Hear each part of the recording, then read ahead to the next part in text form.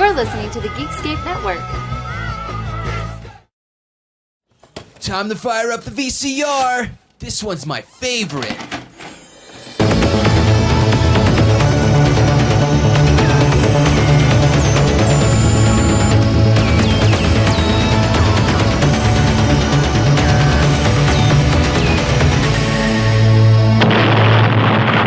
That was gold.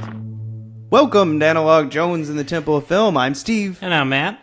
And we're a VHS podcast that looks at the box art trailers and behind the scene. And this week is our first week in our odd sports movies? Yeah, sports movies month for Super Bowl, I guess. Yeah. So I think that's what our whole idea was. So I guess it's best that we start off with a football type movie. That's right. And this one is the crazy Joel Silver produced, Tony Scott directed, The Last Boy Scout.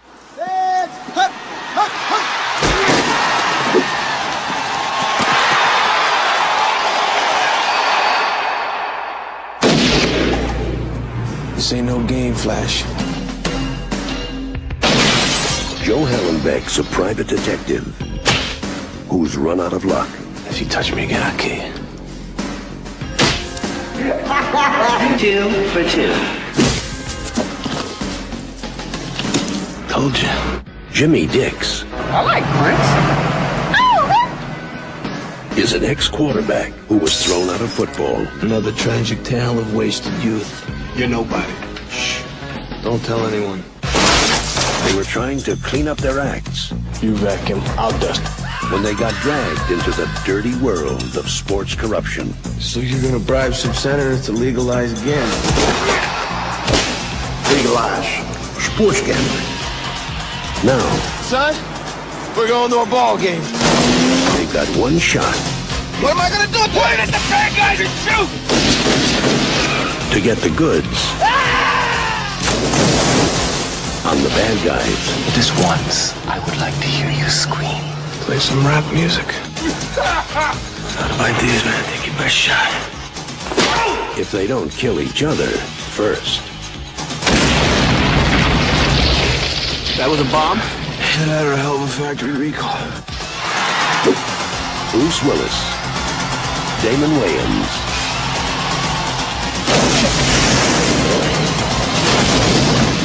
The Last Boy Scout. Danger's my middle name. Mine's Cornelius. If you tell anybody, I'll kill you.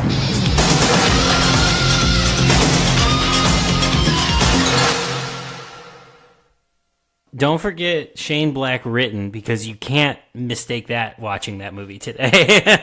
That's true. That's true. But in this movie, I think Shane Black is a little overshadowed by Joel Silver. I mean, sorry, let me say that right. Joel Silver.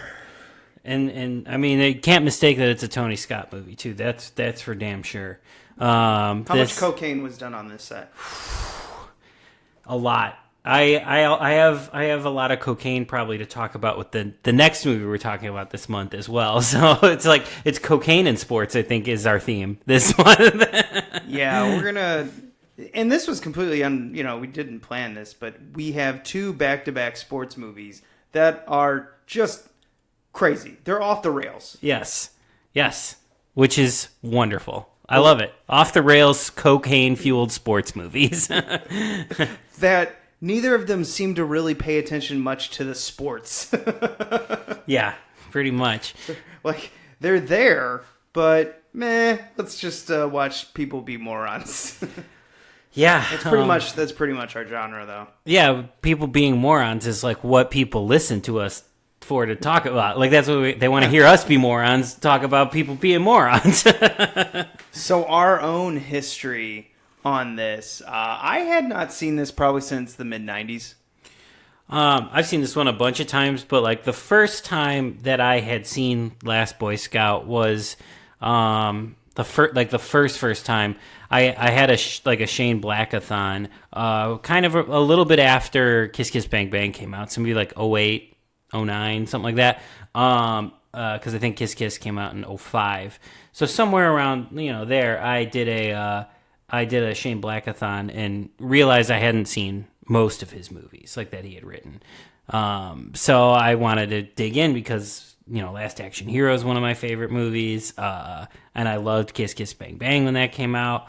So I went back and watched all the stuff and watched The Last Boy Scout and have seen it a bunch of times since then. Before this, what Shane Black had written a little bit, obviously, the dialogue in Predator, and he was also, in the movie on set. Then he did Lethal Weapon, a little bit of Monster Squad, and Lethal Weapon 2? Yeah, I don't even think he wrote Lethal Weapon 2. He might have either just did the story or just got character credit on that. I don't know. Well, I think he had his name taken off it or tried to because he struggled so badly with it. Okay. Yeah, no, and then this probably would be first because, I'm thinking of all his other movies, like Last Action Hero and Long Kiss Goodnight. They're all after. Yeah. They're all after this, though. Yeah, Last Action Hero is 93, and then... Long Kiss is 96. And then Kiss Kiss Bang Bang is... 05. We're missing somewhere in there, but I think this is probably the first one after the Lethal Weapon. Yeah, this is 2 years almost after Lethal Weapon 2. Okay. Yeah. And that was Richard Donner, right? The director? Yeah. Yes. Yeah. Which, kind of interesting. I think Richard Donner would have been a better director for this movie, personally. I vehemently disagree. This is such a Tony Scott movie. Well, I think the reason I'm saying it is because Tony Scott and Joel Silver do not work well together. Gotcha. This is basically like mixing Michael Bay and a good director. You know what I mean? Because Joel Silver is a maniac, and he's like, something's got to happen every 10 minutes. And like a lot of his just normal action scenes are regular people's climaxes. Yeah.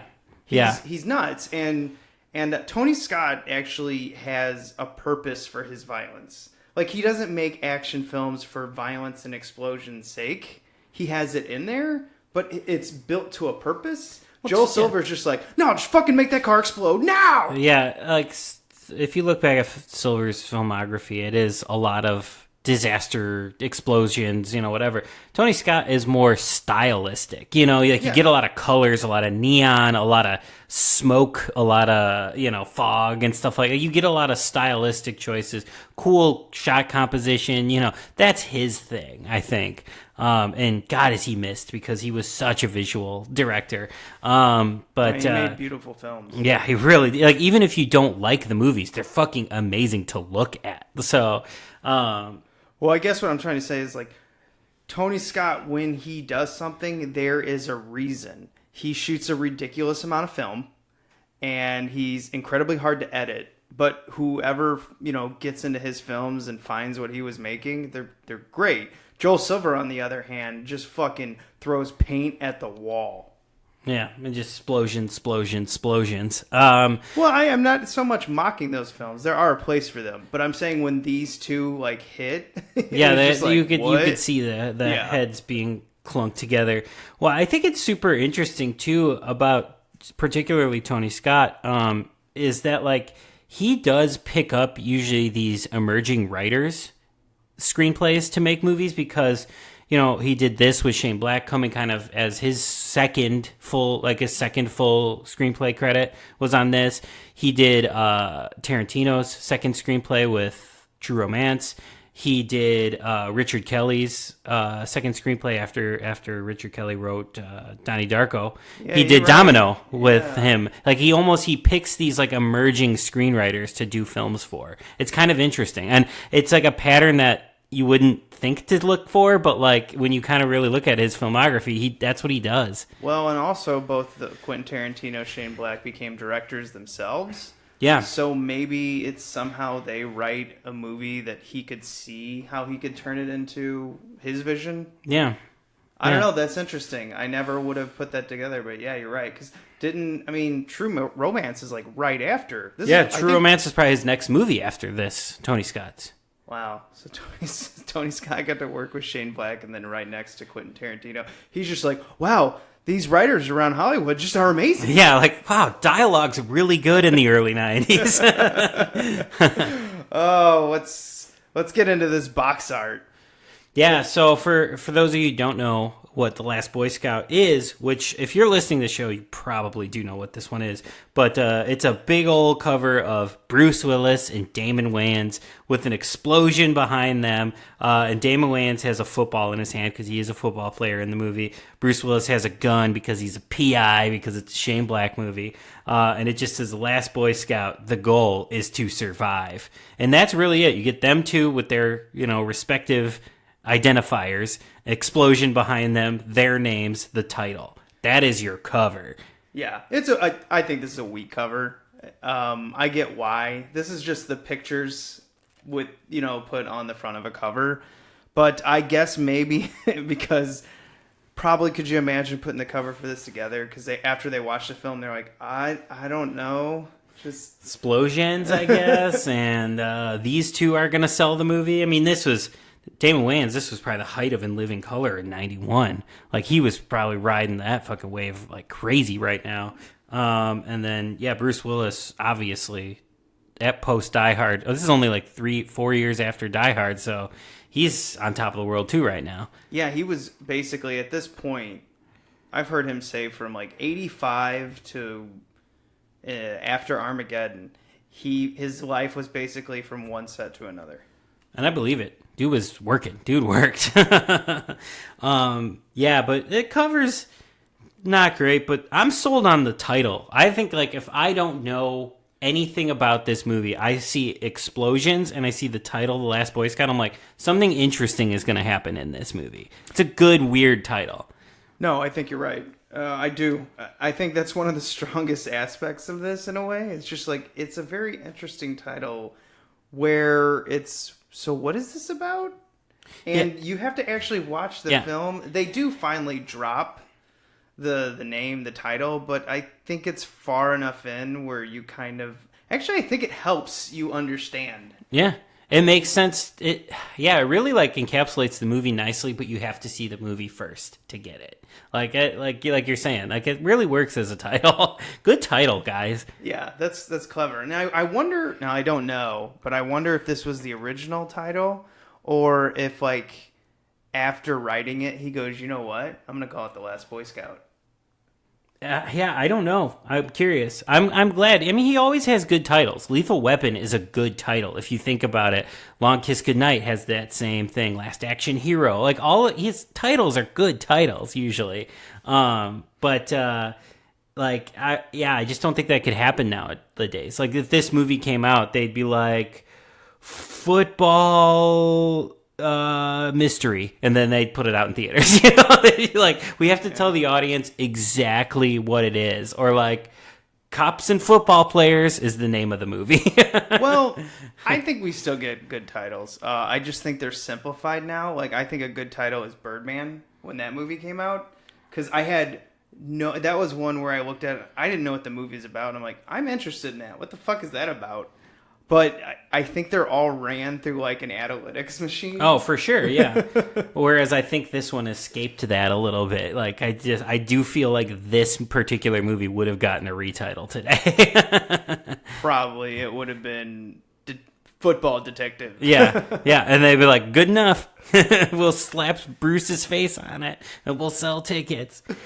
All right, let's flip this over the back. So if you don't know what this is about, this is our description. First of all, we get a review from Entertainment Weekly. A guilty pleasure by any standard, most entertaining. The Last Boy Scout is the Super Bowl of action movies. A flat-out blitz of excitement, blow-you-away special effects, and hilarious gimme five humor set against the world of pro football. This is great. Bruce Willis and Damon Wayans star as seedy detective and a disgraced quarterback teaming to dodge ambushes, fire off one-liners, and bust chops. When the going gets tough, they get tougher and funnier. They came to play and to settle the score in this raging fireball where bigger is better, hits are harder, and the bad guys end up deader.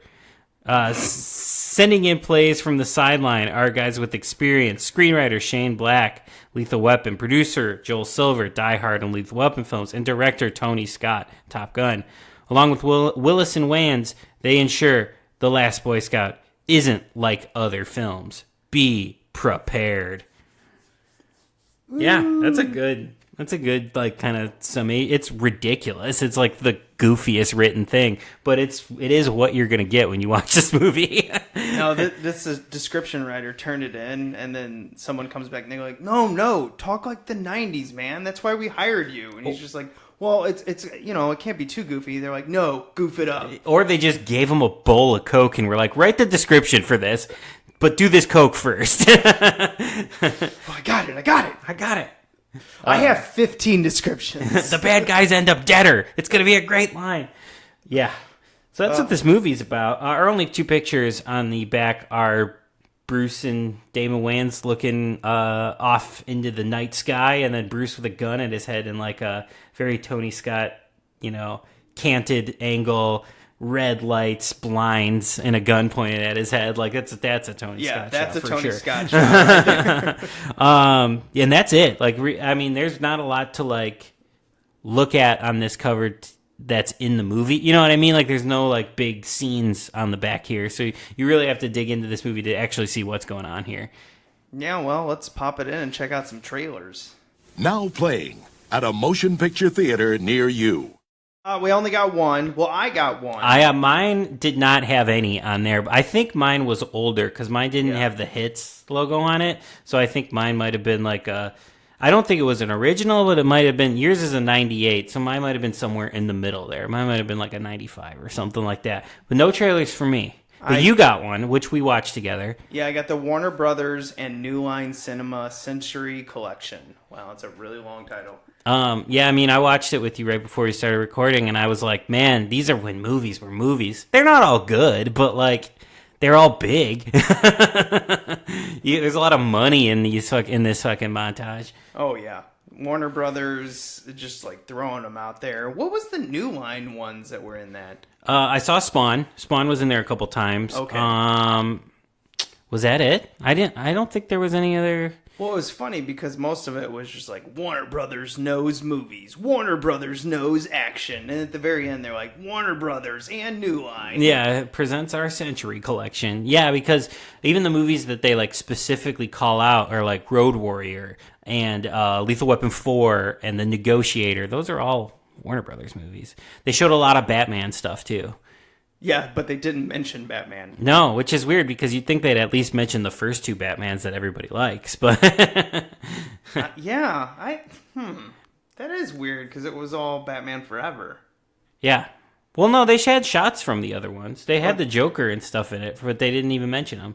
You'd think they would because those are probably top sellers for them. I don't know. I don't work in their marketing department in the 90s, so this montage was probably fueled by Coke as well. So I hope that's how you make an action movie montage. You just do. Actually, did you notice when you took the VHS out of this that Coke just like slowly trickles out? Mine didn't because I probably bought it used, so I think somebody got to my Coke first. Warner Brothers actually provided you with a couple lines, but their team wasn't smart enough to realize that it would get shaken up during distribution and going to the video stores and stuff. So that's okay though. Yeah, I'm not a Coke doer, so it's okay. I watch movies to get my fix. So I watch movies like these to make me feel like I'm doing Coke. I like it. Ready to move on to the feature presentation? Yeah, let's get to it. And now, our feature presentation. Woo! Okay, so this movie started, and right away I knew that I was going to need a drink to try to understand this. This is just, how do we describe this film? Like, give me 5 words. Detective, murder, football, wisecracks, buddy. Those are my 5 words I got for this. Do you want a glass of scotch?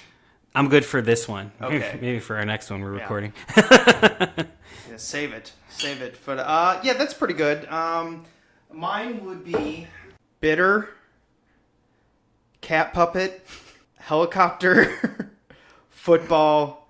What the fuck? But just the WTF, what the fuck? Yeah, so I can fit WTF. in that, yeah. Sure, that's not one word, but that's what I remember. And the funny thing was, okay, so I hadn't watched this in a long time, probably the late 90s. I want to say probably when this is on Showtime, because you remember at one point I believe Showtime had a lot of Warner Brothers and MGM films. Before it switched, and then HBO got all the Warner Brothers stuff. Yeah, that was Yeah. like in the 2000s when that switch happened. So They yeah, did that probably weird- you're probably right. Yeah. So I watched this probably back then, and what I remembered about the movies, I always remember Billy Blanks at the beginning. Uh-huh. And we'll get into actually describing this movie. And then I remember the creepy Milo. Mm-hmm. I always liked that actor. Tyler Negron. Yeah, he's good. I remember him in Biodome too.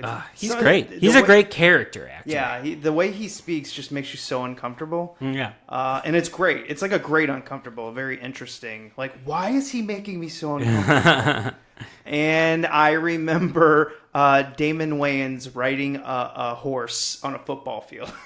Yes. And that's kind of like, that's it. And then there's a few things that snuck up on me. And so watching this film was kind of like a nice nostalgia blast that I had forgotten so much about this. Yeah, the horse reminded me of like one of my favorite lines in the movie when Bruce Willis says they got brothers riding horses now, and Damon Wayans says cars were getting too hard to steal. Cracks me up every time. Yeah, it's hard to believe that these two hated each other during the filming of this. It does not come across at all. The chemistry in this movie is incredible. I do wonder if them hating each other, because this was two giant egos. Yeah. I don't know if you know a lot about Damon Wayans. I know you know a ton about Bruce Willis. Yes, I know Damon Wayans is extremely difficult to work with, too. That's essentially why he's not working on big movies anymore. Yeah, he's too much of a hard ass. And he's just really hard on himself, too, I heard. Like, he's never happy with any takes or anything like that, so you're doing 100 takes when you're working with him. Another problem with this movie is Bruce Willis likes to get things right fast. Damon Wayans is very much, can I get another shot? Can I get another shot? And you've got Tony Scott, who never fucking stops shooting. Yeah. Like, he probably has set records on length of film shot. He's ridiculous. He's like known as the worst when it comes to that. Now he makes, obviously beautiful visual dynamic films, but God, could you imagine being his editor? Yeah, you're like, fuck. And one of the most famous editors of the 90s, Mark Goldblatt, edited this movie, and I can understand why they probably brought him in, because it's like it's a lot to go through. This movie had 7 editors. Wow, that's crazy. Yeah, one credited, Mark Goldblatt. They all got paid. Who seems to be the one, like, because he's done a lot of these hack job movies that he's finished or whatever. He seems to be the fixer. He seems to be the finisher. Yeah, did Demolition Man. I remember that. Mm-hmm. Tango and Cash. Probably. That sounds like his. Actually, Tango and Cash is probably his biggest miracle. You're like, you figured this out. Good for you, because I've heard that one's a goddamn mess when it came to production, too. As far, though, as, like, movies, I mean, we'll just get it out of the way right now. As far as movies that are troublesome to be put together or whatever, I fucking love The Last Boy Scout. I love this movie. Like, I have no problem saying that, like, I just genuinely fucking love this movie. I don't love it, but I'm entertained by it. I don't know where that fits in my, like, library of movies, but I didn't stop watching this film. This was like, I watched it straight through. Nothing distracted me. So I've got to give everyone involved in this that credit. That actually takes a lot, because it's so easy to get distracted with your phone in front of you. And I watch this on my computer. That's like really fucking hard. Yeah, I mean, like, right now, I'm watching a ton of movies for Windy City Horrorama. There's my name drop for this episode. Plug it. But, like, I agree, because, like, I've been watching so many movies. Like, all I ever want to do when I watch a movie is tune out. So it's like I'm watching the movies through the podcast. I'm watching movies through the festival. I'm not watching any movies for joy right now. But I love this movie because, I zone out and I'm in it. And I love this movie. Like, I don't need to look at my phone when I'm watching this. I don't need to get distracted by emails or anything. I am watching this movie when I watch this movie. Yeah, it kind of grabs you by the neck. It's like, you fucking watch me. Yeah, I mean, with Shane Black's, like, aggressive dialogue from moment one in this movie, And also, like, it took me this many times seeing it to realize that this might be one of the movies I've seen that has, like, the most swearing in it. Like, every other word is fuck or shit, which is great. Like, I love it. But, like, it just, like, took me, like, about halfway through the movie, and I was like, this has to be some kind of record. I'm trying to remember. I think an Oliver Stone movie has, at one time, had the most fucks, and I don't know if it was the football movie he did, or if it was JFK. I don't know. Either way, but that's interesting. I wonder how many are in this. Yeah, this has to be a top tenner. If somebody is doing a count of this, let us know. Some nerd out there needs to really hit the books here, or hit the tape. And I'm like, and I'm talking the whole gamut too. I'm not saying like the most fucks in a movie. I'm saying fucks, shit, everything else you can imagine is in this movie. Like, oh, that's true. Everything you can imagine. So let's try to now. I've got some pretty good movie notes on this because, like I said, fully invested. Even watched this movie a second time. Nice. Because what you guys don't know, and girls, is that we hadn't recorded together for a while. Just us two. We did a bonus episode with a special guest that'll be coming out soon. But when it comes to just you and I doing it, it's been like, what? Has it been? Been a couple weeks, yeah, at least. 3 weeks? Maybe 3 weeks, 4? yeah. That sounds about right, 3 Somewhere around weeks, yeah. Because we piled in we got back together after the holidays. So it was probably about 3 weeks, yeah, and we piled them all in together.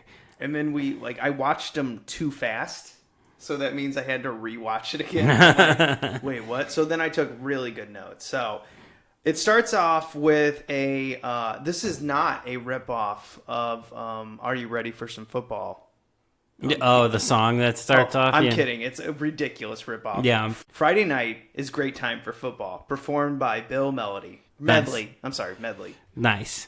Yeah, so I think he even mentions like Cleveland in the song. I would put the song up. Maybe I can do like 5 seconds. Friday night, a great night for football. Cats and the Stallions ready to do it. Friday night, a great night for football. There we go. Because otherwise I'm getting flagged by YouTube. Yeah, this is like... But this kind of like spectacle that they present at the beginning, that I did not watch football as a kid. I was not a football kid. I'm still not a football. I don't like football. It bores the shit out of me. This is what I like remember kind of seeing though. Like the kind of spectacle that doesn't exist today with football. Like that they had it in the 90s where football almost did feel like a Tony Scott movie for like a while. But yeah, this beginning is sort of like how I remember football growing up, even though I didn't really watch it. Just giant shoulder pads and these ridiculous. Yeah, that's kind of a good point. Like during this time period of football, the equipment was massive, and also like the players were like mythic. Nowadays, everybody knows all the players because they're on social media, and so it's not. Yeah. They were mythic and untouchable and godlike in the 90s for sports fans. Not for me. I could give a shit, but well, you want to talk about mythical? How about Billy Blanks coming out here as Billy Cole having the game of his life? Yeah, for a minute. Yeah, at halftime or something like that, he's in the locker room. I think it was halftime, and he came out, and the character Milo, which we don't know the character's name yet, calls him, and he's just like, a lot of money riding on this. Billy, better have one hell of a second half. So Billy shoves PCP in his mouth. I assume that's what it was. I think it was. Because I think later on they said he was high on PCP. Well, and you do it all the time. Yeah, well, yeah. You're on it right now. Yeah, I keep it actually in my clamshells. Yes, he does. And he puts them out like candy bowls when we come to record. And I'm like, Steve, I don't want to do PCP with you. I want to do it at home alone. Stop being a pussy, man. Take the PCP. One of these episodes I will, I promise. Probably the next one. Probably the next one. So he starts running, and he's just like running dudes over. And then for some reason, he pulls out a gun and shoots 3 others to score and then blows his head off. And I remember renting this film because my dad rented us this. I'm sure my dad was like, sweet, Bruce Willis, I love him. A black guy who's funny, like them. Yeah. Sorry, Dad. I'm not saying you're racist. I'm just saying you probably... The 90s were a different time, and it was, we weren't quite woke yet. We weren't woke yet. Well, no, I just think he only knew one black guy's name, and that was... maybe O.J. Simpson and Eddie Murphy. There you go. Yeah. You know what's weird about my dad? He likes Beverly Hills Cop 3 more than 1. I've never seen 3. Tony Scott did the second one. There's our connection. That's true. No, I always tell my dad, you're the only person in the entire world who says that. And he's like, oh, I just think he's funnier than that. It's the John Landis one. It probably is funnier. It's probably sillier. But I've never seen it, though. But my dad probably looked at this cover and said, football? We're written this, kids. And then as soon as that happens, his brain went, shit. Yeah, as soon as there's guns, this guy blows his brains out graphically on a football field in like the first maybe 5 minutes of this movie. Yeah. So then we immediately go to Joe. We find out a private investigator who is a disgraced former Secret Service agent, and he really likes to smoke cigarettes. If you didn't already know that this was a Shane Black movie... Let me give you the menu for what we can order off the Shane Black tropes list, and we've got them all in this film. Yes. Smoking. Yep. PI.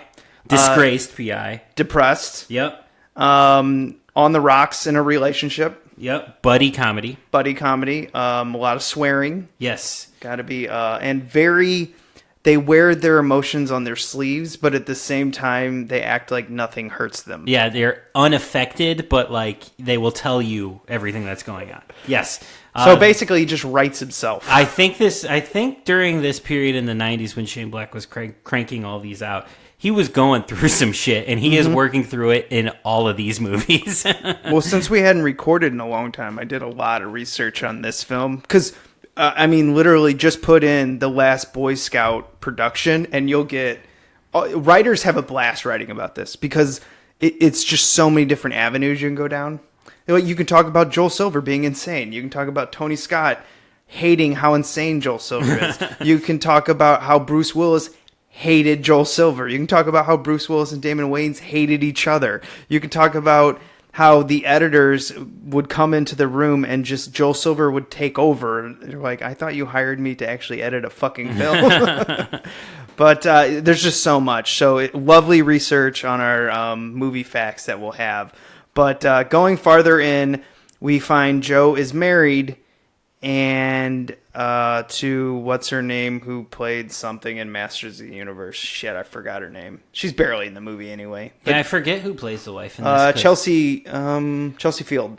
Okay. She plays Sarah, and I'll always remember her in Masters of the Universe like it was He-Man's bodyguard. Oh, okay. Tila? I've only seen that movie once, and it took me like 5 times to get it through the one time. So, if you don't know this, I don't listen to people's names in movies. If I memorize their names, it's amazing. This one I had no choice because if I did a supercut of how many times they say Joe and Jimmy in this, you fucking just go crazy. Another Shane Black thing. Like, of course, our lead PI is named Joe. He might as well be Joe Friday from Dragnet, and then Jimmy. So you could say Jimmy the whole movie. Well, he likes all these old he likes all these old pulp comics. Man, I can't fucking say it. Pulp comics. He loves them, and he loves the simple names. These noir. Yeah, he loves detective stories, noirs, and pulp stuff. And they always have super simple names. Yeah, Jimmy, Joe, Bob. Yeah. You know, that's the thing. But yeah, he does. God, this has so many of the Shane Black tropes. All of them are in this movie. Also, like while we're getting into Joe here, this is like a really good Bruce Willis performance. And I mean, kids that weren't alive at this time that are just growing up today. Let me tell you, Bruce Willis used to give a shit. Bruce Willis used to be a good actor, and he's pretty good in this movie. This is before he was burnt out. I think he officially hit burnt out after probably I looked this Pulp up. Fiction, maybe Armageddon. No. I looked this up. So, and this is an interesting thing. So I was watching The Whole Nine Yards the other day, just because I love that movie. And he's great in that. Because he's having fun. It's a comedy. And I kind of look at, so I was like, man, Bruce Willis still gave a shit, and this movie came out in 2000. And I looked at his list of movies, and you could literally go, oh man, after Whole Nine Yards, he like closes his eyes and stops giving a shit. He has pockets of good performances, like I think Sin City, he does a good job. And there was one other one that I thought he was pretty good in after that. But like 2000 is like the marker, like when it ends for him. I'm like, wow, he made it all the way to 2000 giving good performances. What happened? He got divorced in 2000 from Demi, and that's probably what killed him. Oh, that's wow! Yeah, look at your detective work. I was doing some PI work for this one. I was being a regular Joe over here. So you're saying The Last Boy Scout 2 is Joe, Jimmy, and Matt? Yeah, I'm gonna go on this adventure. You're gonna be the Joe Pesci of the group. I'm gonna be the Joe Pesci, and I'm gonna ruin the franchise for you guys. Any chance of having a third one? Not gonna happen, because I'm gonna come in there and ruin it. What? Man, what a thing to put on your resume. I'm the ruiner of the Last Boy Scout franchise. It's gonna be big. It was gonna be a whole trilogy. Nope. Made one with me, never made another. But he finds out that his wife, Sarah, is cheating on him with his best friend, and business partner, Mike. Who's the guy in the closet? Excuse me? Oh, that's right. Sometimes you forget I'm a detective. See, there's all this steam in the shower like somebody was just in there. Only your hair's dry. So it must be somebody else we're talking about. Male somebody, because the toilet seat's up. Since he's not under the bed, I figured you must have stuck him in the closet when you heard my key hit the lock a day early. So, who's the guy in the closet? Jesus Christ, nothing changes. You're still a lunatic. Gonna tell me who it is? You want me to open the closet, Joe? I'll do it, okay? And then we'll both know that you're a fucking psycho. Is that what you want, huh? No. Thank you. That door stays shut. What I'm gonna do is count to 3. And then I'm gonna put a bullet in that door. You can stop me anytime by telling the truth. 1. Call your shrink, Joe. Call him and tell him that you're fucking losing it. The truth is a beautiful thing. 2. How dare you come into this house and pull this... 3. No!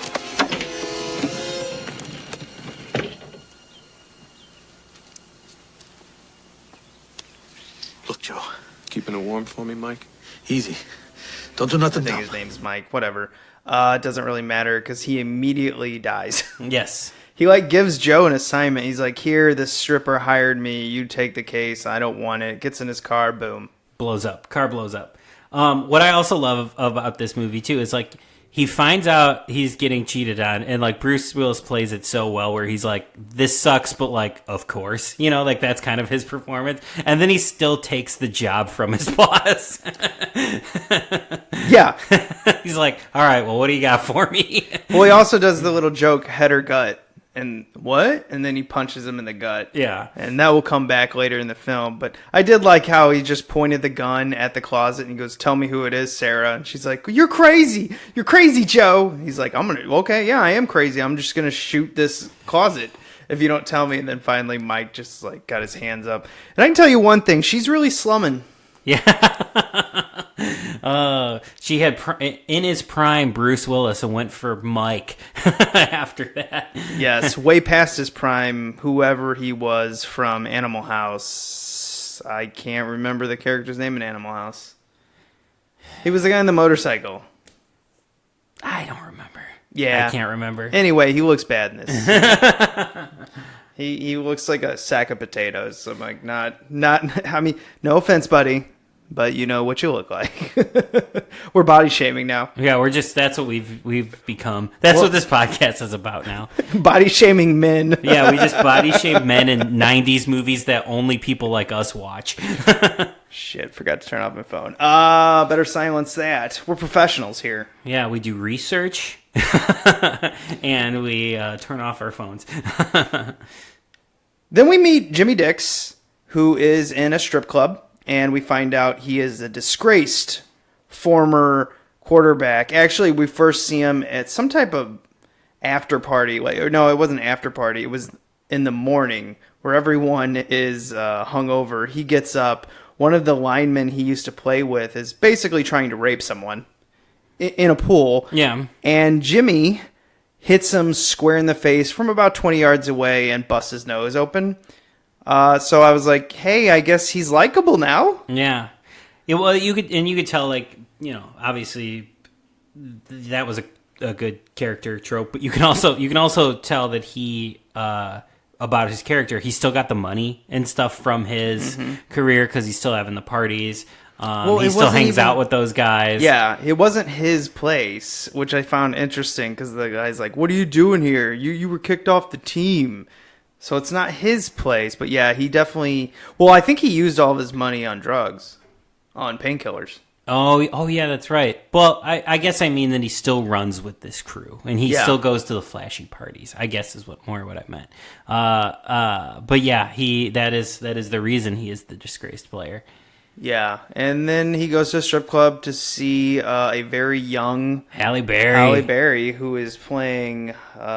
She's got a Corey. She's got an uncommon stripper name. Corey.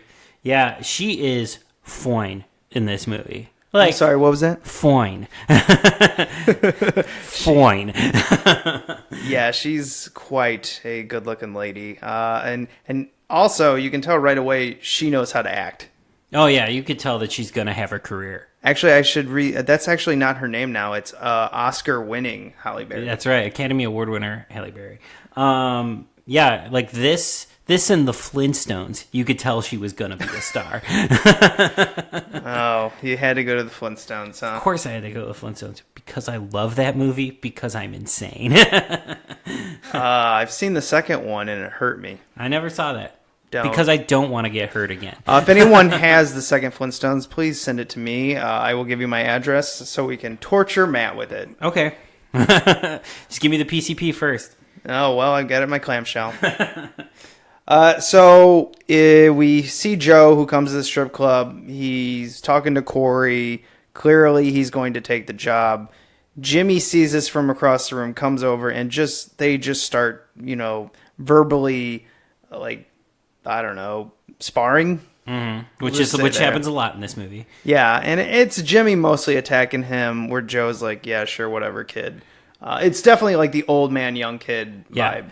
Kid is said a lot in here. Yeah. Like, and not in like a racist way. Like in like I'm an old man, I'm an old grizzled detective, and you're just a kid. You don't even know. Even though they both kind of look the same age. Yeah, exactly. You're like, what is Damon Wayans 30 and Bruce Willis is 40? Yeah. Maybe, yeah. If that 38. Yeah. So maybe it's just saying because he's seen a lot of shit. Yeah. And he doesn't scare easy. So Corey and Joe leave in separate cars. I didn't really pick up why. It doesn't really matter. Corey gets hit from behind and then is gunned down in the street. And before that, Joe is knocked out by the same men who gunned down Corey and escape.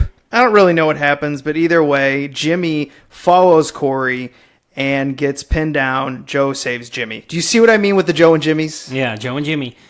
And I'm not going to say Bruce and Wayans because, damn it, I remembered their names and I'm going to use them. Their characters' names. Go for it. Go for it. I'm just going to interchange them. Sometimes I'll say Joe. Sometimes I'll say Bruce because we're friends. Well, this is basically where they become partners because I think Jimmy comes back with Joe to his apartment to meet his kid. Danielle Harris. Yeah, very, very young Danielle Harris. Still posts Halloween movies, but her second career that she's had now. Yeah. She's definitely got the teenager vibe going here because she is mean. And she is swearing at her dad through a talking puppet, which is hilarious and a really fun scene. This whole section is actually really great, I think. Yeah, I enjoyed it. It really gave you a family dynamic that they live in where he's, probably a dad who isn't home enough. He doesn't talk to her about what's going on. So they're just lashing out of each other because they're like, I don't know how to talk to you. Yeah. I don't know how to talk to you. Yeah, pretty much. And then Jimmy's like, hey, you guys should calm down. Hey, I'm going to go do drugs in the bathroom. And Joe catches him and kicks him out. But right before he can fully leave the house, Danielle Harris hands Jimmy a ball. He signs it. Tell your dad. To the last Boy Scout, Jimmy. Something like that. And then they split up. And then we actually start to get into, like, what's going on in this movie. Because the Dallas Stallions? I don't remember the names of the team. I have the mental block that I have with actual real sports comes up when sports come up in movies, so I don't know the names of the teams. Well, they went to Corey's place and it was trashed, and they found a tape. Jimmy, and this is before they get to his apartment. I skipped this. They find a tape, I don't know, whatever, and it was the owner of the team, but Jimmy tries to play it in Joe's shitty tape deck, and it eats the tape. That was fun. He's like, why the fuck? How the fuck am I supposed to know that your tape player's shitty? Yeah. He's like, you gotta be careful with it. You can't fast forward. It eats the tape. How the fuck am I supposed to know that? And I was totally with Jimmy on that. I'm like, yeah, Joe. You gotta be clear about these things. And Joe just like totally, again, just like blank face, like, you gotta be careful with these things. You gotta be careful with technology. Yeah, fear technology. It just. This is another thing that about Shane Blackism. Joe is an analog man trapped in a growing technological world. He is very much an analog guy. Yeah. we could drink with him. He'd be cool. Until the racism came out. Then I'd be like, okay, we gotta leave. He's getting too like we gave him too many drinks, and now he's starting to tell flash the racist. back. Yeah, they're starting to tell the inappropriate racist jokes. Yeah, where he's the only one laughing. And then slapping you on the shoulder, like, yeah, you get it. And I'm like, no, I got it. I get it. Like, you just made me fucking uncomfortable now because there's like a line you walk. You could be like offensive and kind of like trashy and like be like, all right, we like you, and then you get like too dark, and we're like, okay, like stop, like don't. Put the fucking lynching ropes away, you fucking crazy man. Well, you could tell in this film, getting more into Joe and Jimmy, that they really wanted to make that Shane Black wrote this as a mystery. They were trying to put all this together. Yes. But, when other people get involved in this, clearly it's just like, no, let's strip that down. No one wants a fucking detective film. We got to get quicker to this. So we find out Marcone is the Stallions owner, and he wants legal gambling to get to basically revitalize the NFL, because in this game, like the NFL now, their ratings are sagging. Yeah. So let's make legalized gambling. Well, he can't get gambling legalized because the senators won't vote for it. So he's got to go through buying senators, and he gets to the last senator, who is played by this is a great Chelsea Ross, who plays Senator Calvin Bernard. You remember him? He was from Major League. He's played a lot of bit roles. Oh, yes. Now I remember. The last senator. Yeah, he's a scummy senator who likes to torture women. Yes. But in public, he likes to be the person who's against gambling and drugs. Yeah. So basically playing a Republican. Yeah. I set you up for that. Thank you for that. Our listeners would have been disappointed if I didn't say that. Yeah, if you wouldn't have said it, it would have been like, Matt's changed. It's not the same. So ever since Christmas, he's been different. But Joe was actually the Secret Service agent who saved the president. So he was a hero for a while. Again, just basically Shane Black, who wrote Lethal Weapon, Predator and Lethal Weapon, became a hero. And now he's disgraced. Yes. So he's in his... He's going through some shit. Yeah, so the senator got him fired because he wouldn't cover up him torturing girls. So he got him fired, and now he's a PI. That's all I really know. And by the way, they throw some cops in this. Apparently, Bruce Willis knows a lot of the cops. I don't know if he was a cop. I don't think he was. I think it's just because he worked with them. Unless he worked his way up. Maybe he was a cop and then became Secret Service. Either one of those two. Well, basically, he has a captain that yells at him. Yes. Which I was like, okay, Shane Black, there you go. Yeah. Angry captain. Yeah. Always. Damn it, why can't you play by the rules, Joe? Just like sidebar, my favorite Shane Black angry captain is in Last Action Hero because it's like the spoof of like the angry black captain. Like literal smoke is coming out of his ears in that one scene. Like I fucking love that movie. That movie's about to have a second wave. Calling it now. People are going to start liking that movie soon. I have defended that movie. This is before I even knew who Shane Black was. I defended that movie in the 90s. Me too. I'm like, no, this is a really good film. You guys are insane. It's coming around. We're going to be vindicated in that now, like pretty soon. People are coming around to this movie. It's so stupid, it's smart. Exactly. It's like it's a spoof of these action movies before there was anything like that. Like, but it still functions as an action movie. Brilliant. You guys will see that soon. Yeah, it's amazing. So anyway, back to the senator. He's got to buy him, but he basically somehow in some complicated process goes, it's actually easier to kill this senator than to pay him $6 million. And that's when I was like, I don't believe that. No, why would you kill a senator? That would be so much harder. Just if you're going to make gambling legalized, you would make a shit ton of money off it. $6 million just feels like it's not that much. Yeah. That's an investment for those people. Like, you know, if it would have been $60 million, then I'd have been like, oh yeah, you got to shoot that senator. I mean, that's a lot more. That's a lot more zeros. Well, actually, just one more zero. One more zero, but it's a lot more money. I know what you mean. Yeah. But that's great. Right when my brain realized that. Jimmy and Joe are like, you know what? Let's go. We're going to get this senator. But they get captured at one point, or Joe gets captured, and then the Marcos has his hitmen, led by Milo, grab Joe and basically set up the senator's bodyguard, which is a very clever scene, by the way, because Joe gets there and he's standing there. He's kind of confused. And Milo goes up to the bodyguard. He's like, damn it, did anyone frisk this guy? Guy could be carrying. And while they're frisking him, inside the trunk of the car, it spins kind of like a Lazy Susan. Is that what that's called? Mm. And then it's got the briefcase with the bomb now facing him. So as soon as he turns around, he gets that one instead of the $6 million. I cracked up at that. I was like, wow, that just seems so simple. It is such like a noir detective thing to happen. Yeah, like a little bitty gadget in a car. Kind of James Bondy, but not like heavy on it. You know, just a nice little thing. So they have someone take a picture of Joe handing the bodyguard the briefcase because they're going to frame it on Joe. It's really easy. He is the one who had a problem with the senator. He got fired by him.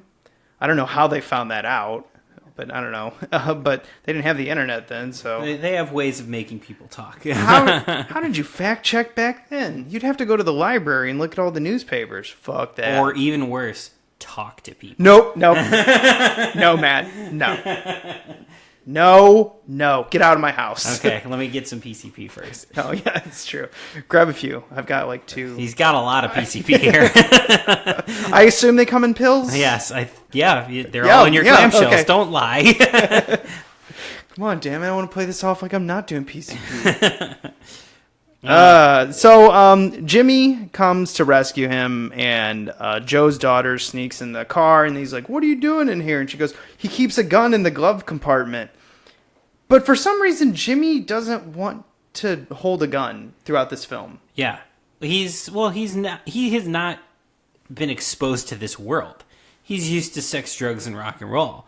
Like killing somebody is kind of out of his realm, kind of out of his world. But I mean, he's seen some shit. He saw his girl gunned down in the middle of the street. You think he'd been like, I don't know how to use this, but he'd at least take it. He doesn't, which sets up that when Jimmy gets caught, so does Joe's daughter, and they come up, and this is the scene that is so weird, bizarre, but perfectly fun. It's like a Shane Black thing to do. Yeah. She comes up, starts talking with the doll, and then hands it to Joe. Joe makes an inappropriate joke, and it's hilarious. And then he just starts blasting him because she had hid the gun in the talking doll. Yeah. It's riddle time. Why did Mr. Milo cross the road? I don't know why. Because his dick was stuck in a chicken.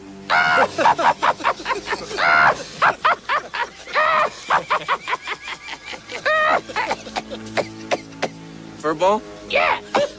Hurry, Tom. Thinks this is probably the first pussy a lot of you guys have seen in a long time. Especially this fat fuck over here. Where'd you get this suit, Grandpa? Gangsters arrest?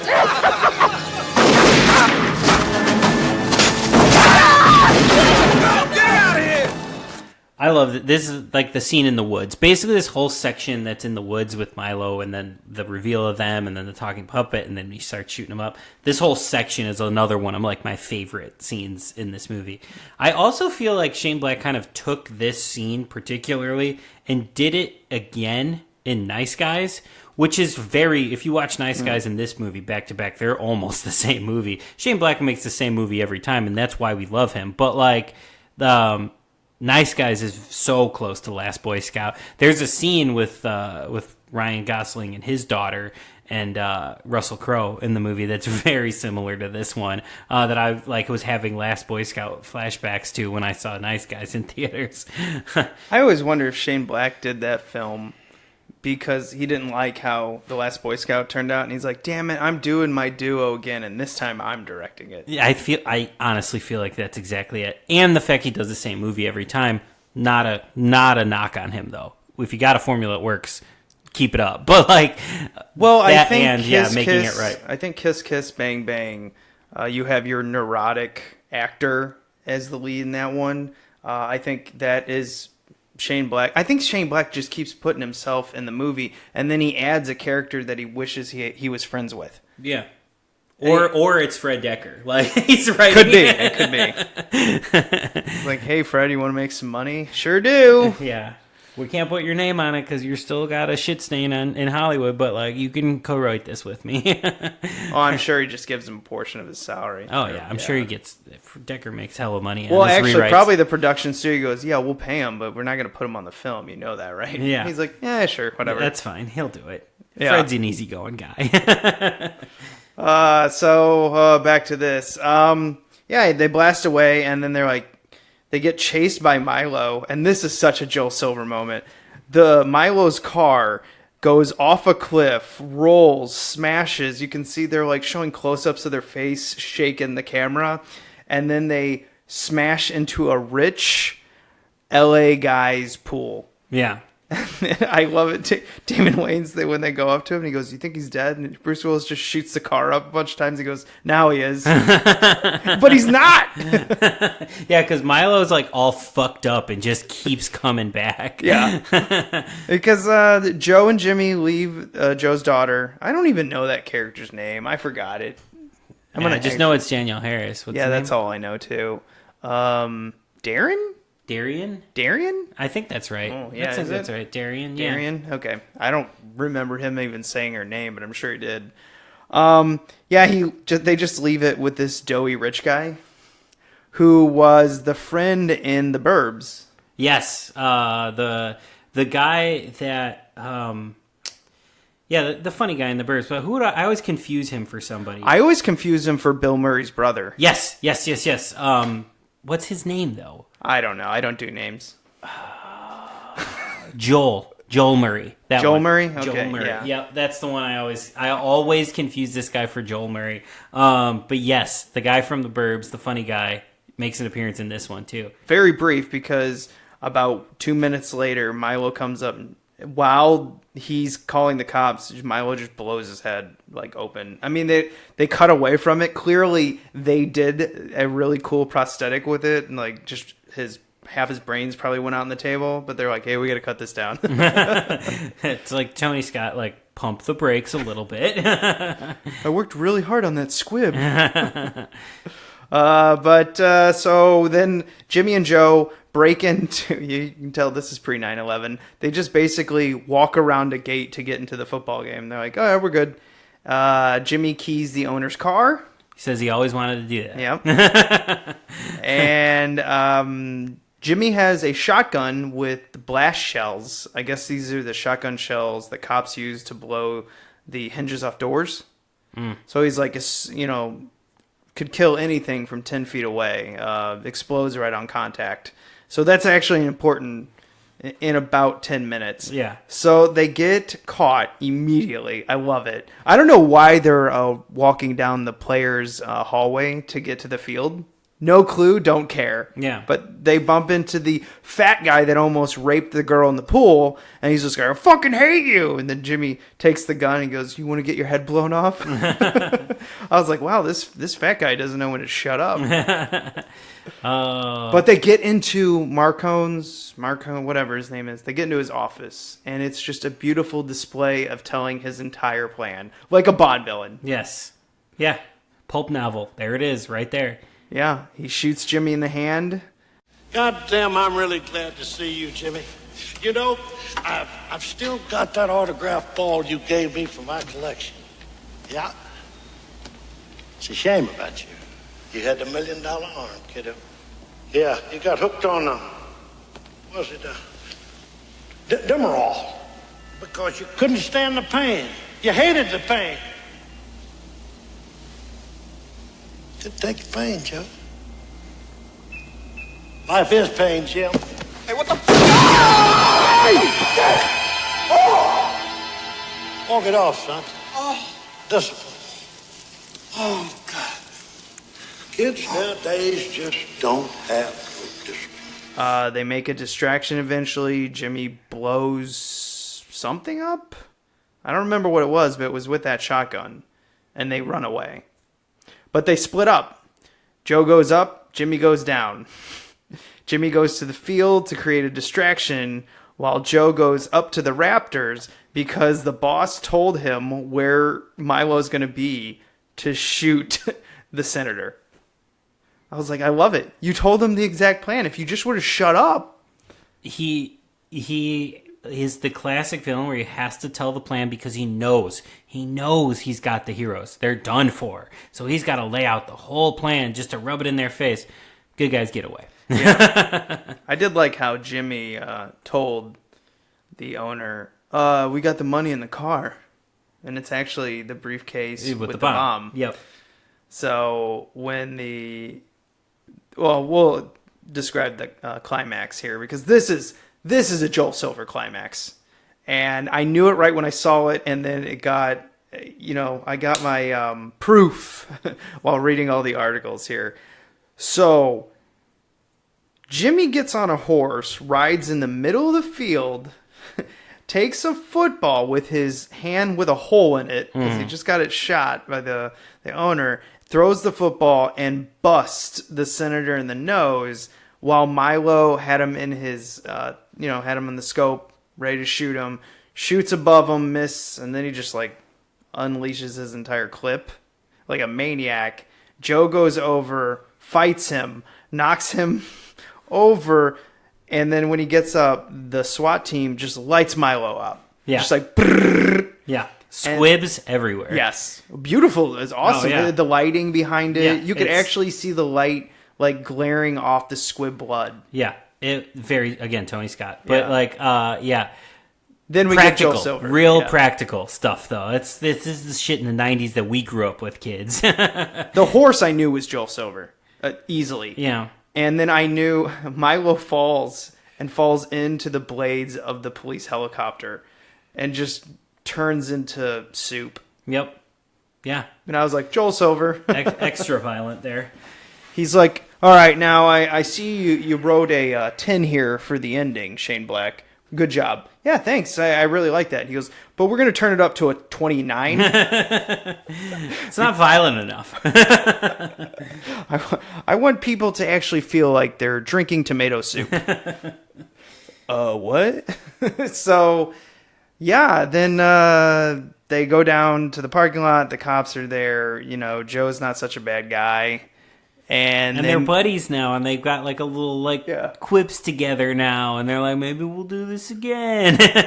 Oh, I forgot about the dance. When they pull the cameras up to Joe, who just, helped kill Milo, he starts dancing. And the reason is because in the car with Jimmy, he says, listen, if we pull this off, I'm going to dance a jig. And he goes, you're going to what? He goes, I'm going to dance a jig. It's like, what the hell does that mean? A jig. Yeah, because there's this whole back and forth throughout the whole movie where, like, Joe likes to tell Jimmy how much he hates rap music. Yes. And he likes, he won't dance like that, but he will do his traditional jig. That reminds me, the thing where Milo has the knife up to Joe's face, and he goes, you think you're so tough. You don't scare at all, do you? And he goes, I scare. Play rap music. Yeah. And I'm just like, man, this is hitting the, like, old disgruntled white man hard. Like, every joke they can with that. Yeah. And, like, it's funny because I love it so much in this movie. I love it so much in this movie. But, like, I hate those people in real life.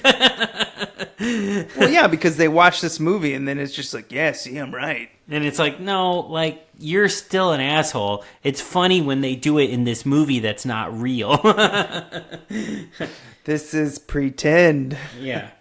No, man, it's real. Funny. I fucking love, like, that aspect of this character. I love how much of a shitbag curmudgeon he is. It's great. Well, he gets to punch, Joe gets to punch the senator in the stomach and the face, because he does the joke where he goes, face or gut, and the senator, huh? And then he hits him in the gut and then knocks him out. Yeah. And then the owner of the Dallas Stallions has the wrong briefcase and blows up in his giant mansion. And in the distance, when we see them in the parking lot, they both look up and they go, ha! I guess he got his package. Yeah, yeah. And then it cuts over to the next day because Joe and his wife hug. Oh, yeah, by the way, she was in this film again. Yeah, there she is again. Beginning and the end. Yeah. And by the way, she had a much bigger role in this film, but Joel Silver had it cut down. Because he's just like, Joel Silver and Bruce Willis. Because Bruce Willis complained, he's like, I just got done saving my wife in Die Hard. I don't want to do another saving my wife story. And so, he's just like, okay. So Shane Black's like, okay, I'll rewrite it. Yeah. Shane Black's better at writing, like, kids anyway. So, like, him sort of having to save his kid, but not really. But, like, kind of in that scene with Milo. Like, that plays better. Like, Shane Black's really good at writing kids. Yeah, I wonder what the whole daughter would have been, or the whole wife, like, what that would have been. Now, apparently you can read the original script online. I wasn't going to do that. No, that's reading. This is in front of me. Yeah. I already did enough damn research. But, it's him and Jimmy become partners, and they walk off in the sunset. And did you notice the ADR when they're walking off? They're not saying anything when they're walking. And then they're like, we got to have them talk. Yeah, yeah. Bring him into the studio. Yeah. And they walk off into the sunset together to make a sequel that's going to star me and then ruin the franchise. Yeah, or you're going to star in it? Yeah, I'm going to be the third. I'm going to be the Joe Pesci. Well, I consider that like co-starring. Yeah, well, I'm going to be on the poster, but my name's not going to be above the title. Yeah, well, I mean, yeah. Co-star. You're going to be like, hey guys, we can be like the opposite Oreo. Huh? Damon Wayans, you'll be the black in the middle. Get it? Get it? And then they'll be like, we need to cancel this franchise. Yeah. Damn it, Matt. You ruined this. I'll be like the with in the credits. The and will be the villain, but I'll be the with. And they'll be like, fuck, we should not have put him in this movie. Oh, man. He just keeps making really awkward 1992 black and white jokes. Yeah, it's like, he needs to like get out of that time period. I'm not like that in real life. That would just be my character in the movie.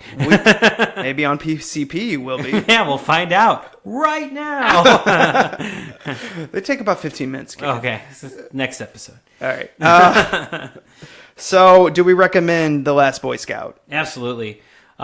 This one, though, I might... this was something I should have mentioned at the top. This one I might recommend maybe picking up on like a DVD or a Blu-ray because the widescreen cropping is awful on the VHS. Yeah.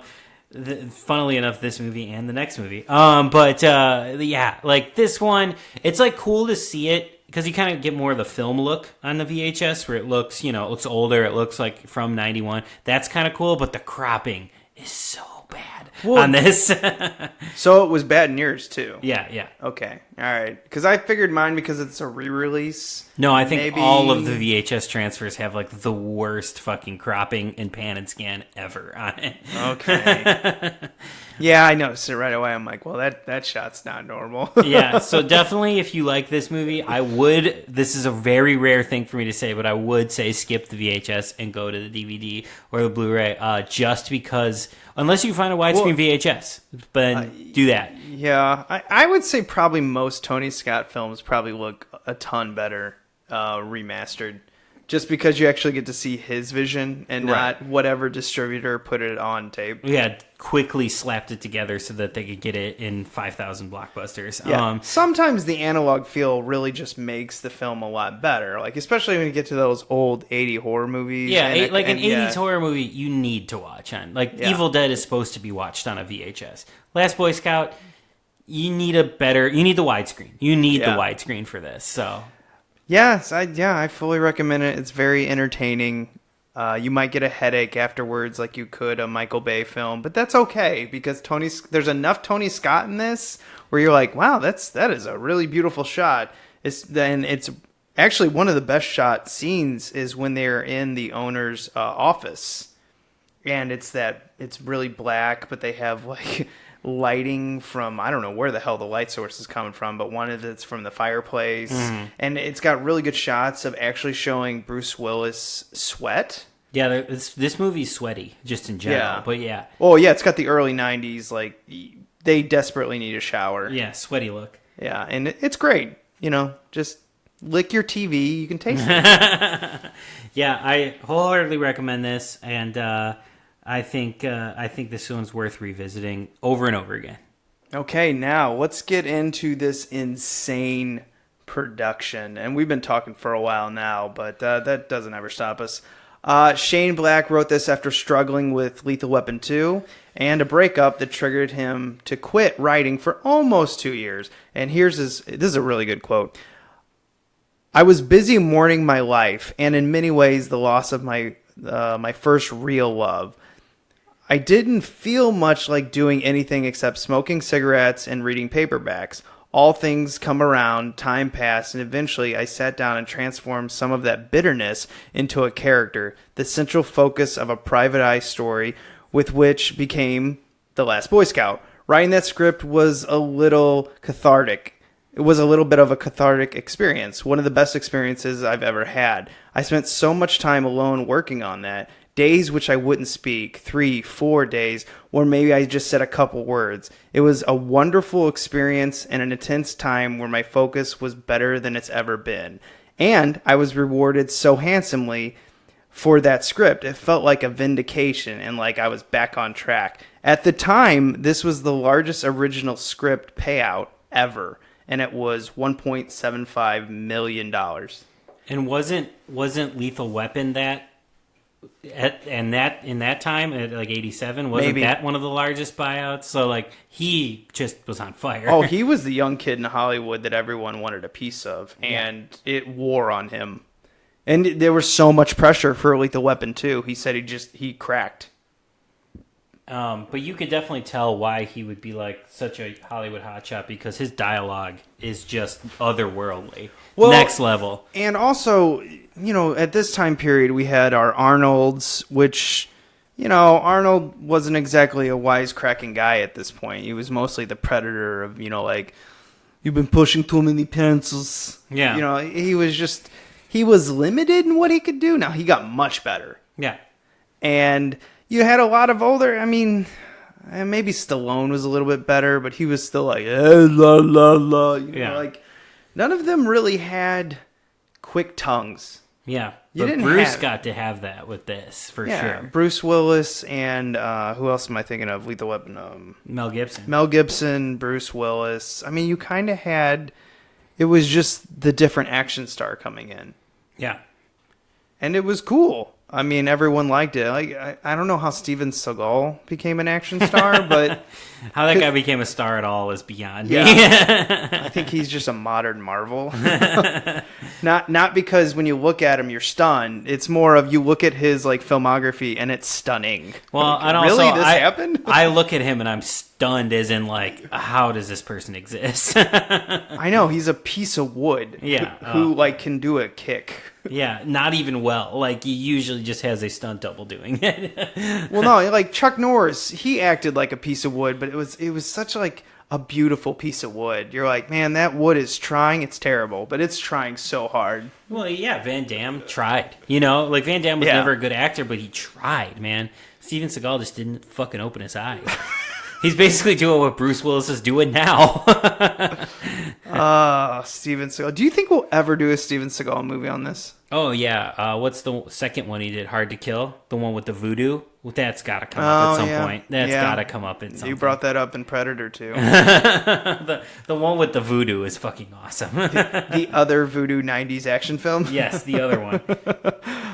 So then we get to just the insanity. I already told you about all the hatred. But assistant director James Scotchdepool, I don't know how you pronounce his last name, but he's a really good second unit director. He's known in Hollywood. Like, he worked on True Romance and Untouchables. He's got like a huge filmography. I don't know if he ever actually got to be the head director in a film, but directors love working with him. Yeah, sometimes those second unit guys like stay there because they're just so good at it. The paychecks are good. The work keeps coming. You know, like if they're good at it, man. Some of these people, that's they never want to make the leap. They just want to be a second unit director. Like, so maybe that's what it happened for him.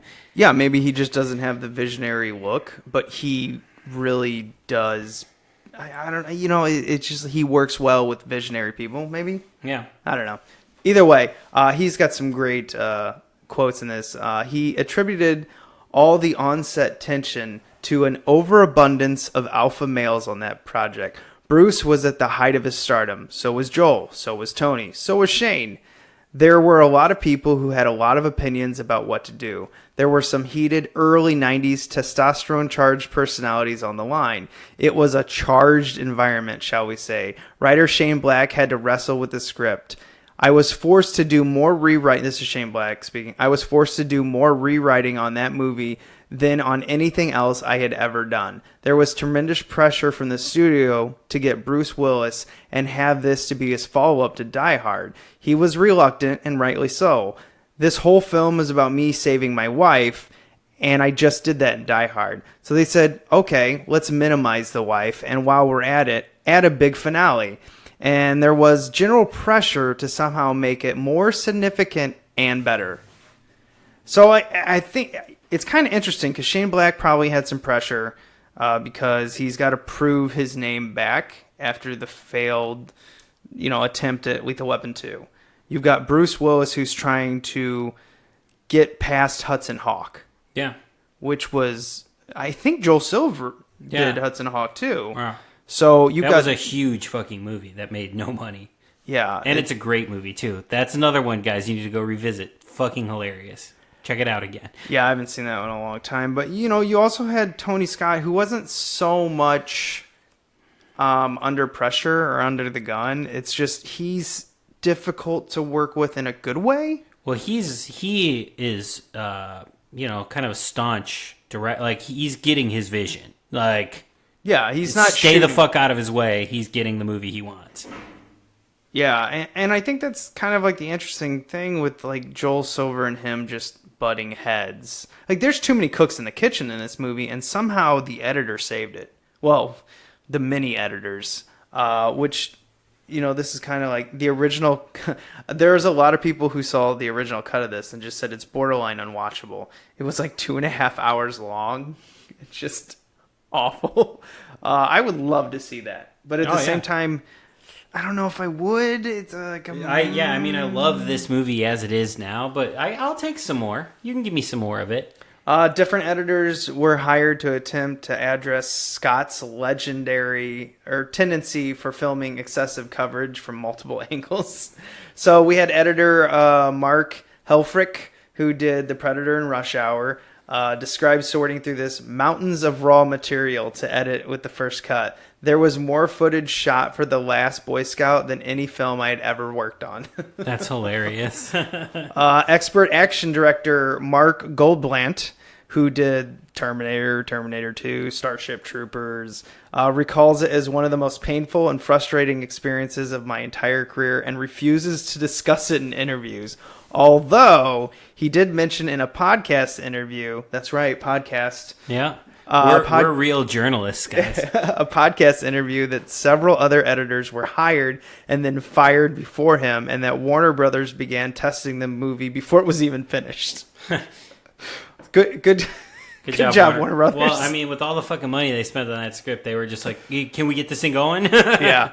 And then when editor Stuart Baird was brought in, I mean, Superman, like the weapon. This guy's legendary. Also a legend. Yeah. I think he did the Super Mario Brothers last cut. Oh, is he? Okay. Yeah, I think he was the one who saved it. I mean, that's quote unquote saved it. He saved it. You could say it. Yeah. For Matt, he saved it because that movie's wonderful. Yeah. He was hired. The film finally took a positive direction. Baird had been brought in to help re-edit other troubled productions, including Tango and Cash and Demolition Man. He got the film edited down from an NC-17 to an R with quick cuts away from hardcore violence, which you can see multiple times.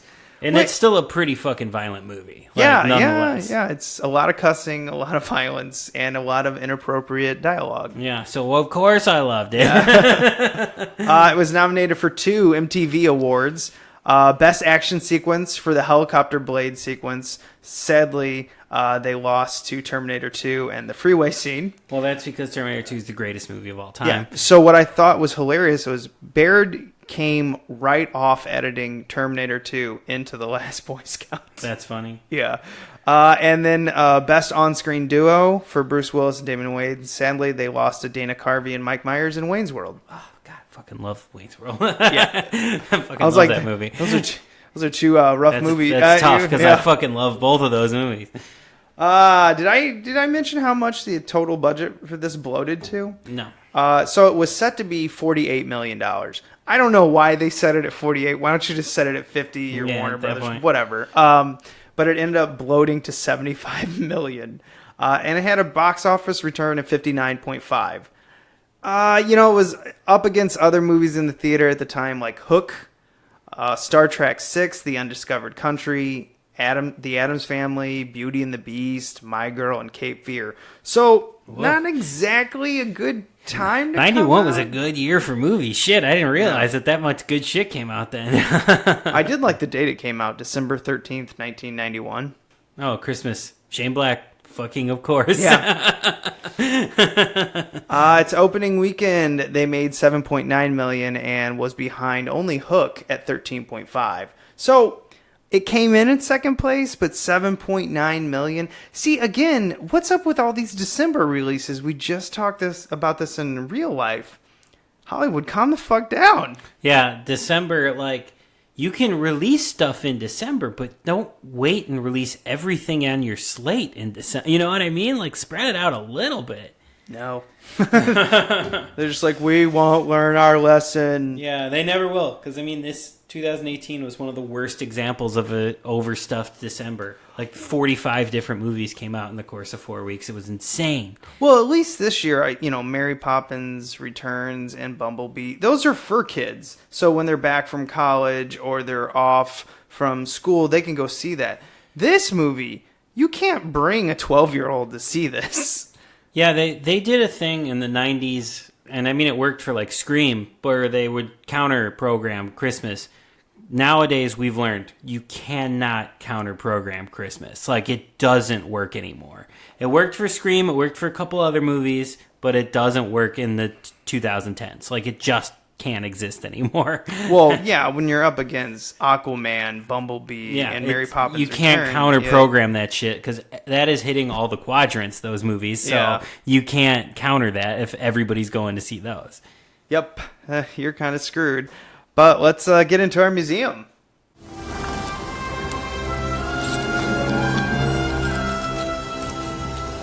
This is the the second time I've had to reclaim my property from you. That belongs in a museum.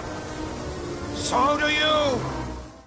This is the part of the show where we go out like Indy into the wild film forest and bring something back, good or bad.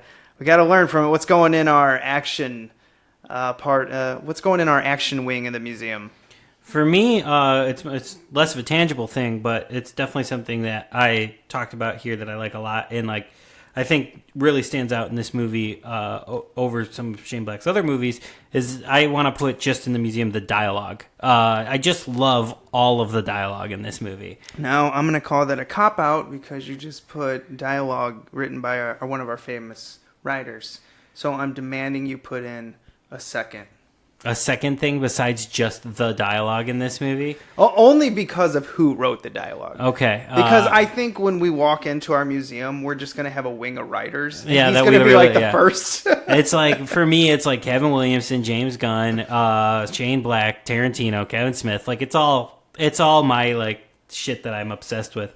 And I knew you'd put that in. I wanted to write that down in here, so I'd be like, I guarantee he's either gonna put in the duo or the dialogue. Yeah, the dialogue for sure. Okay, so I'm gonna go ahead and then put in. Come back to me. You go. Cat puppet gun. Cat puppet gun. Okay, that's one of my favorite scenes in the movie. That is the scene. It's funny, I didn't remember that scene at all. Watching it in the late 90s, but now it's what anytime someone will mention this, I'll be like, wasn't it awesome when he shot a dude with a cat puppet? Yeah. God. Oh, there's so much stuff I like in this movie. I'm thinking of like specific scenes I like that one, or the dialogue between him and the daughter, and when he comes home.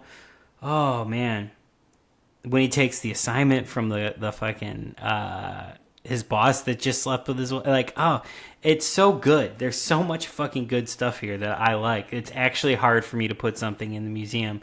I'm gonna put in. You know what? I'm gonna put in.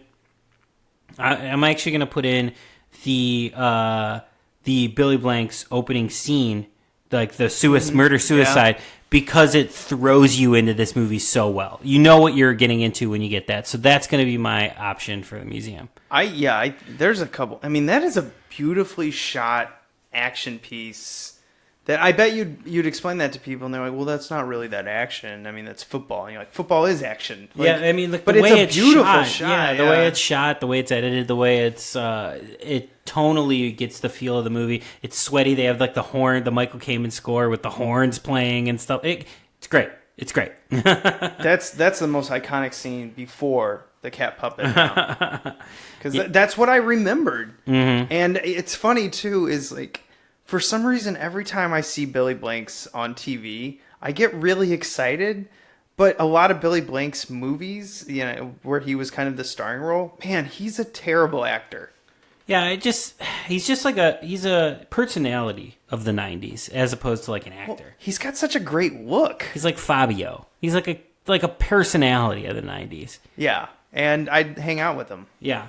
But Billy Blanks would probably try to get us to work out. Yeah, and fucking that's not going to happen for me. So I'm pretty sure Fabio would be better because he's like, you want to walk around? He'd give me not real butter, and it'd be great. Like, it's like, do you want to comb my hair? Sure, I'll comb your hair, Fabio. Let's fucking hang out, bro. Wow, you're like 60 years old, and this hair is like a feather. It's magnificent, Fabio. You're magnificent. Oh, yep. That's pretty much Matt and Mai's head right there. Yeah. What would you do if you got to hang out with Fabio? Probably comb his hair. Yeah, touch his hair. Or just touch him. Like, I just, Is it real? Yep, those are real. Yeah. Oh, man. Fabio. Call us. Like, we've been trying to hang for a while. Anyway, let's fucking shoot this thing down. Let's put this down. Let's put this fucking puppy to sleep. So thanks for listening. Remember, you can subscribe on iTunes, Podbean, YouTube, whatever you want. We're on all the YouTube stuff. Matt, so Windy City Horrorama's coming up soon? Yeah, I guess I'll talk about this like in every episode until it happens. Now, Windy City Horrorama is coming to Chicago once again for part 2. We have an exciting lineup of new films, retro screenings, and guests And parties, the legendary parties that you don't want to miss out on. Even if you're not in town, come to town for it because we will show you a good time. All right, come back next week for another sort of sport movie. Yeah, are we going to tell them what it is? Nah, fuck it. Let's make them wait. Make them wait for... Oh. But I can tell you this. It was made post 9/11. And, well, actually, no, it wasn't. It was released post 9/11. Yeah, good point. It was after some problems. And it has an X-Man in it. Well, a person in the X-Man movie. Yes. Yep. That's all you get. Yeah, I'm sure several nerds have already figured it out. Yeah, they're all on their computer. Little keyboards are tapping. All right, come back next week, and remember to be kind. And rewind.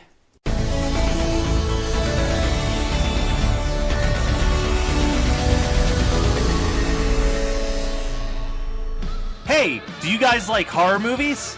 I do. Do they always have to be good movies? No way. I prefer them to be crap, personally. Well, then you guys are in luck because Horror Movie Night is your expert podcast on both horror movies, good, bad, and gooey. It's just a show of three friends.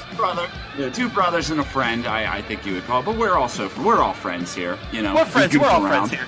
Yeah. We goof around, but we talk about movies, but we normally don't actually talk about movies, which is kind of weird. It's a weird dynamic. You have to really listen to understand it. But we put together a show every Friday morning. You can find our show hmnpodcast.com. We're part of the Geekscape Network. We are, we're good guys. You should check us out. We're good, silly guys. We're fun. Please like me. Please.